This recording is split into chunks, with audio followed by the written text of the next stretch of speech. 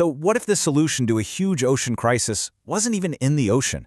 What if it was actually hundreds of miles away, right in America's heartland?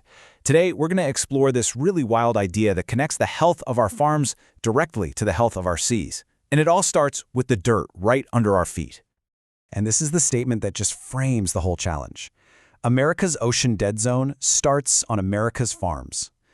Kind of jarring to hear, right? But it draws this direct, unmissable line between two places we just don't normally connect. And, it's the key to understanding both the problem and the solution. Okay, so to really get a handle on this, let's first zoom in on the problem itself, this giant ocean dead zone. The official name for this thing is Gulf hypoxia, but put simply, it's a massive dead zone in the Gulf of Mexico. All this nutrient pollution, it flows down our rivers from farms upstream, and it basically chokes the water of oxygen. And when that happens, marine life dies, fisheries get totally wrecked, and the entire coastal economy is put at risk. It is a genuine crisis, and its source is nowhere near the coast. So how does farm soil actually cause a dead zone in the ocean? Well, this right here lays out the chain reaction perfectly. It all starts with soil that's been overfarmed, so it just can't hold on to nutrients anymore. So then, all those extra fertilizers just wash right off the farms and into the Mississippi River. Eventually, those nutrients hit the ocean, and boom, they fuel these huge algae blooms. And when the algae dies and decomposes, it sucks all the oxygen out of the water. The result? Total ocean collapse. And the final link in that chain? Well, that affects all of us, through our food supply and the health of our coastal communities. Okay, so that's the problem. And it feels big, right? Almost overwhelming. But the solution is so powerful precisely because it starts right back at the source. Let's see how we can build from soil to sea. So the key piece of tech here is something called biochar. The easiest way to think of it is like a special, super porous charcoal that's made from agricultural waste. When you add it to the soil, it acts like a giant sponge, trapping all those nutrients and all that water. This is what prevents that harmful runoff we were just talking about. And hey, bonus, it also makes the soil way healthier and more fertile. And check this out. This is what's so great about the sustainability of the solution. Biochar isn't some complex, manufactured chemical. Nope, it's made from the stuff that's already lying around on the farm. Corn stover, hemp, forestry debris, all sorts of other agricultural waste. It's literally a way of turning trash into treasure. And we are not talking about some small-scale, backyard project here. The plan involves these mobile biochar production units that can process 3,000 pounds of this agricultural waste per hour. This is a full-on industrial-scale solution designed to match the scale of the problem. So, we've got the problem, and we've got a scalable technical fix. That should be the end of the story, right?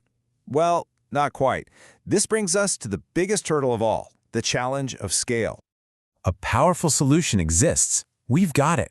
So, what's the problem? The technology is ready to go, but how in the world do you get millions of acres of farmland to actually use it? Right, so this is the crucial question. How do you take a local project, a single piece of technology, and blow it up into a national movement? A movement that can get action coordinated across dozens of states, industries, and government agencies. And that's where this next piece comes into play. The answer, it turns out, is to build a national movement engine. This is the job of an organization called American Regeneration. Now, they're not making the biochar themselves. Think of them as providing the engine that pulls all the different players together, the farmers, the policymakers, the public, and gets them all on one single, cohesive action plan. And if we look at the gears of this engine, you can see it's a full-spectrum strategy. It's about influencing policy at the federal level. It's about mobilizing these huge networks of farmers on the ground. And it's about creating a powerful national story that gets everyone on board. Plus, building coalitions and leveraging funding to actually make it all happen. And this slide gives you a fantastic breakdown of who the key players actually are. On the policy side, they're targeting the big agencies, USDA, EPA, and OAA.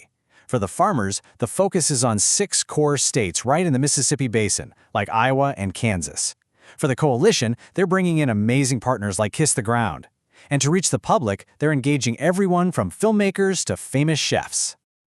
Okay, now this is where the strategy gets really smart. It's not just about technology, it's about reframing the entire narrative. This isn't just some environmental cleanup, it's a regenerative national mission.